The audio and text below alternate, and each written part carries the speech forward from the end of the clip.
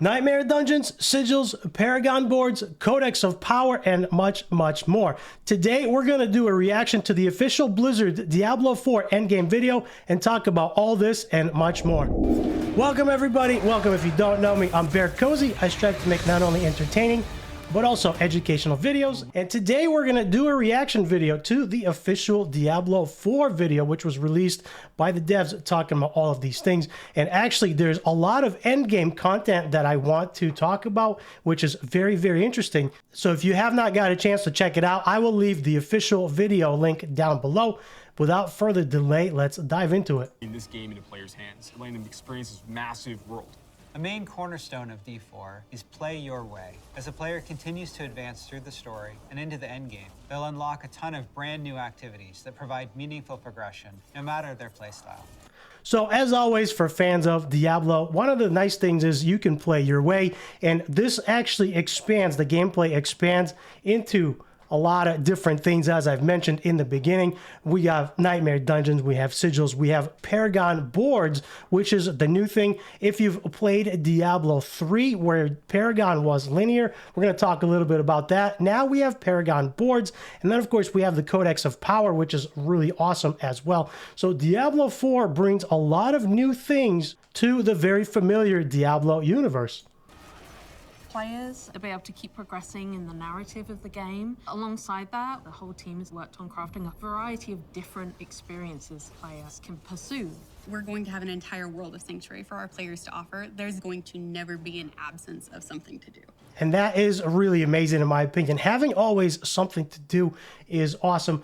One of the things, if you've played Diablo 2 and Diablo 3, you know that it was very linear. Diablo 1 was fairly linear as well, but that was the first of its kind, and that was awesome for the Blizzard genre, for the Blizzard development team. That was awesome. And then somewhere along the line, playing Diablo 3 was amazing, but it was very linear, and it got a little bit stale. So having a lot of things like the Nightmare Dungeons is going to add a lot more depth to the game. And then, of course, there's also PvP. After the player has finished the campaign, there's a lot more game to go and participate in. They gain access to a special, what we call capstone dungeon that they have to complete. Once they're able to finish this capstone dungeon, they're going to gain access to the first world tier. As you complete the world tier, it will open up the opportunity for you to go into your next world tier. Very, very cool. I want to pause it right here because this is actually in Kyovashad. If you've gotten a chance to play beta, this is one of the things that you could select, and you could do World Tier 1 or 2. Nightmare and Torment were locked. However, in the Server Slam, we did not have to go to Kyovashad, which was the second open beta. Server Slam just happened. We could actually start right from Veteran 2, and that's what a lot of me and my friends did. So World Tier 2 was actually where you get the most bang for your buck, right? It's not too difficult, but you also get some extra experience, some extra gold, and things like that. So this is actually really, really nice. That involves unlocking powerful loot, new items, and more advantages for your player to have a better opportunity at end game. Whether you're a fan of dungeons, PvP, or just roaming around the world, there's a way to continue your Diablo adventure long after hitting max level. And this is really awesome. As your character continues to grow in power, you'll start with the skill tree and expand. One of the things that I really enjoyed was this skill tree. You have 5 nodes and you start at the top. Right now we're looking at something in the middle down here because we got 30 points. So the character's obviously been leveled up. So you start out up here with some of your skills, and then as you fill in the tree, you come down to augments. This is a rogue skill tree where we have augment shadow, we have poison augments, we have cold augments as well for your weapons, which is really neat. And then as you fill in the necessary points, you get this bloodline that comes down further, so you can actually fill in the skills further on the bottom. And playing a rogue, I gotta say, it felt very, very good. If you haven't seen my video on that, check that out. I played a rogue 220. I will leave that at the end of the video. Felt very good. I am not a rogue player. I like the barbarian and the druid melee play style, but rogue felt very good to play, very fun to play. That's somebody that I would definitely consider playing. So the skill tree was definitely impressive to me. You can pick shadow if you wanted, and then it branches off a little bit. It's not too in depth here, but it gives you just enough versatility and enough options to select so you can fill in the bloodline to continue further down. And out into the Paragon system. A lot of the choices the players make are grounded on skills themselves and the fantasies associated with those skills. Paragon Boards place where we like One of the things here that I'm really excited about is these Paragon boards. I'm going to let him finish talking, but I'm really excited. This Paragon system is new, and this is something that is very, very cool. You can pick your way and select the way that you want to go. So essentially, you can make your own Paragon build that suits your playstyle.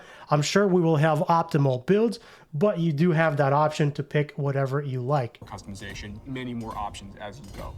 You can rotate the board, so you can choose a different path if you're like, I want to do more strength-based things, or I want these particular boons or glyphs. You can chart your path through it, and they're really a way for you to keep expanding your character and making it uniquely yours. One of the things that I find really nice about the Paragon boards is, as they said before, you can actually talent or Paragon more into strength.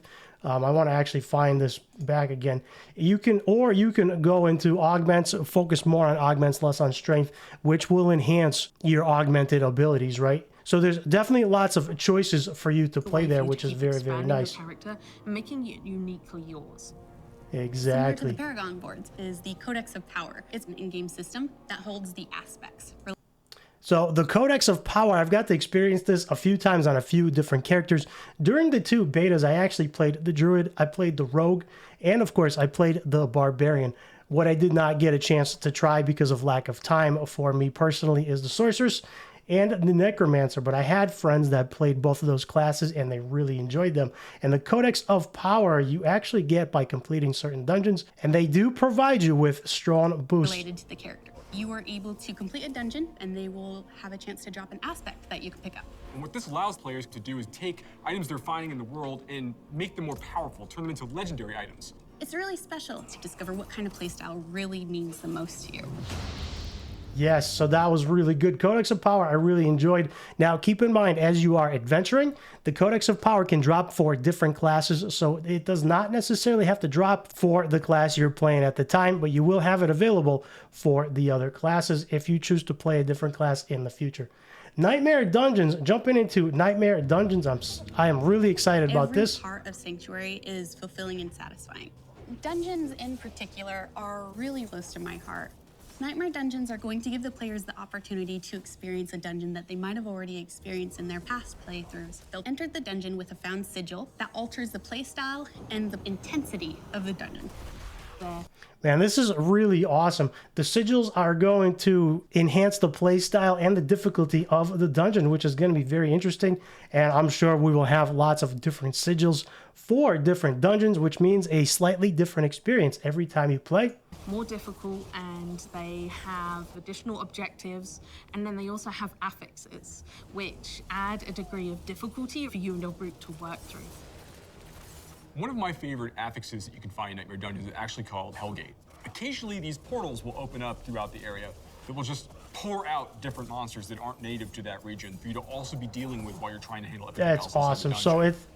So that right there, the Hellgate is definitely an additional difficulty, and I'm sure it will drop really, really nice loot. So again, I'm really excited for Diablo 4. There are lots of new features, lots of exciting features, and it feels like there's always going to be something to do and a slightly different experience every time you play a dungeon. There's over 120 dungeons to play through and find in Diablo 4, and any one of them can become a Nightmare Dungeon by finding a Nightmare Sigil and then using it to activate the Nightmare version of that dungeon space. Everything's a little darker, everything's more difficult. It's going to add a little bit of a twist of flavor on your particular dungeon.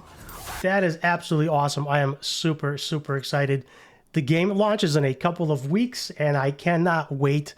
This is going to be amazing. Now, as I've mentioned before, this is the official Blizzard video. This is a reaction to their video. If you want to see the full video, I will leave a link down below to the original video. Go ahead and check that out for yourself. They have lots of content, but these are some of the things that I am really excited about.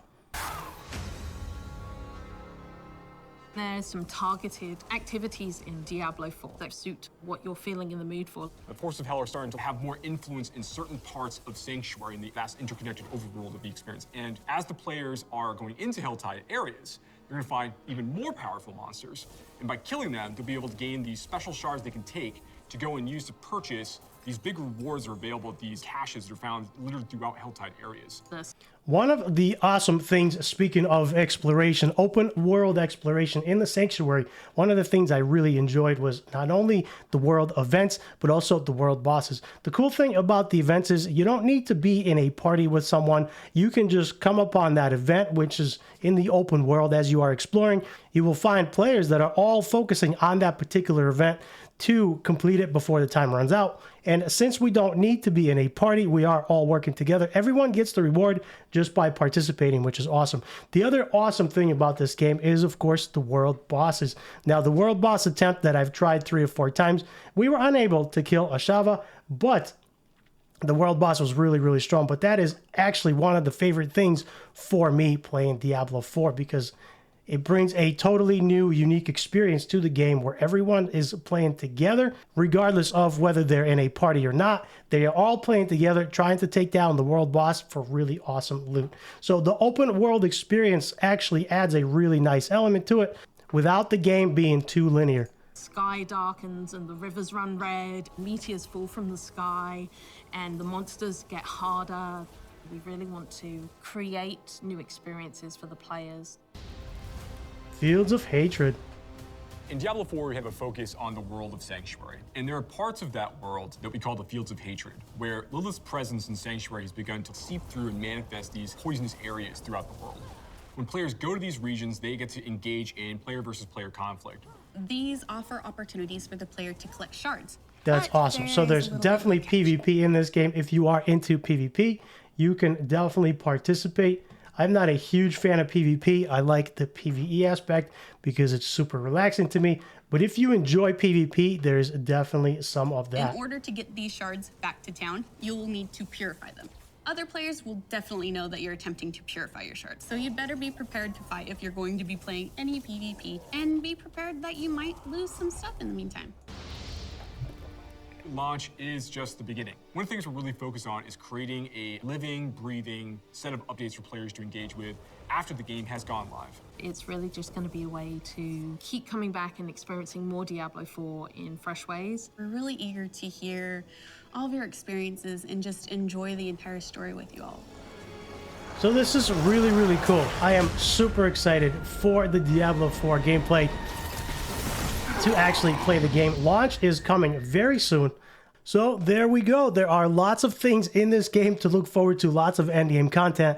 Lots of new features. I feel like Blizzard took the best of Diablo 2, Diablo 3, and some World of Warcraft features, put them into Diablo 4 to make an amazing game. I look forward to seeing you in game. If you want to check out the official Blizzard video, I will leave a link down below. And if you want to join my Discord, stay connected, say hello, the link is down below as well. With that said, do me a huge favor, hit the like and the subscribe on this video to help me grow the channel. And for more BearCozy videos, check out the top right.